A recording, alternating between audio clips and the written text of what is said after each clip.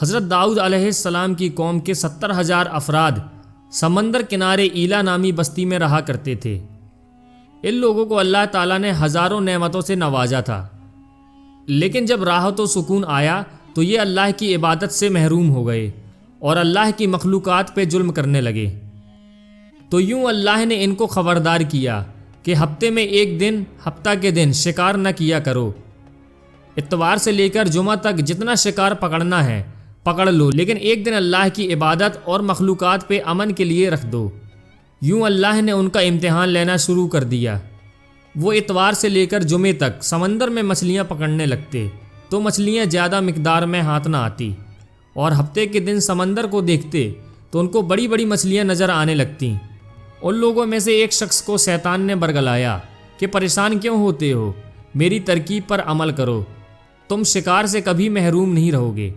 شیطان کے کہنے پر اس شخص نے ہفتے کے دن کانٹا لگا کے ڈوری کو سمندر میں ڈال دیا تاکہ مچھلی پھنسے، اور شیطان نے کہا اس مچھلی کو تم اتوار کے دن نکالنا، اور یوں ہفتے کی حرمت بھی باقی رہے گی اور تمہارا شکار بھی ہو جائے گا۔ بس شیطان کی بتائی ہوئی ترکیب پہ ہفتے کے دن مچھلی پھنسی رہی اور وہ اتوار کے دن نکالتا اور خوشی سے کھاتا۔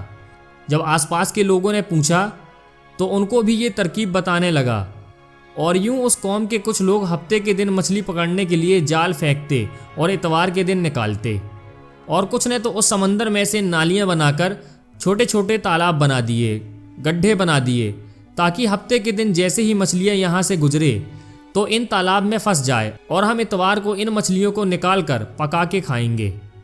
اس گاؤں میں کچھ اللہ کے خاص بندے بھی موجود تھے جو کہنے لگے، اے لوگو، اللہ نے ہفتے کے دن شکار کرنے سے منع کیا ہے۔ یہ جو تم جال پھینکتے ہو یا چھوٹے چھوٹے تالاب بناتے ہو، ان میں ہفتے کے دن اگر مچھلی پھنستی ہے تو یہ شکار ہفتے کے دن کا ہوگا۔ اللہ کے عذاب سے ڈرو، اللہ کی نافرمانی نہ کرو۔ وہ لوگ ان لوگوں کا مذاق اڑانے لگے کہ ہماری جو مرضی ہوگی ہم وہ کریں گے۔ اب ان بستی میں 3 گروہ بن گئے۔ ایک ان 70,000 میں سے وہ لوگ تھے جو ان نافرمان لوگوں کی بار بار اصلاح کرتے، دوسرے وہ جو ان لوگوں سے نفرت کرتے اور خاموشی اختیار کیے ہوئے تھے، اور تیسرے وہ جو گمراہ ہو کر اللہ کی نافرمانی کر رہے تھے۔ تو یوں نیک بندوں نے اس بستی کے بیچ میں سے دیوار کو کھڑا کر دیا اور یہ حکم نافذ کیا کہ اللہ کی نافرمانی کرنے والے اس طرف ہو جائیں اور ہم جو اللہ کے فرما بردار ہیں وہ اس طرف رہیں گے۔ وہ صالح لوگ بار بار ان سے کہتے رہے، اے لوگو، اللہ سے ڈرو۔ قوم سمود اور قوم لوط کا جو حشر ہوا اس کو یاد کرو۔ اللہ کی نافرمانی نہ کرو ورنہ تم پر بھی کوئی عذاب آئے گا۔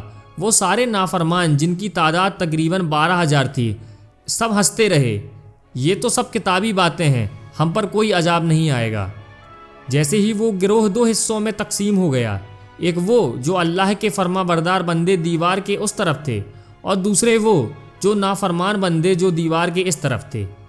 وہ نافرمان پوری رات ہنستے رہے، مذاق اڑاتے رہے، اور وہ اللہ کے خاص بندے دیوار کے اس طرف اللہ سے معافی مانگنے لگے۔ بس جیسے ہی صبح ہوئی، وہ نیک صالح انسان اٹھے، انہوں نے محسوس کیا کہ دیوار کے اس طرف سے کسی انسان کی آواز نہیں آ رہی۔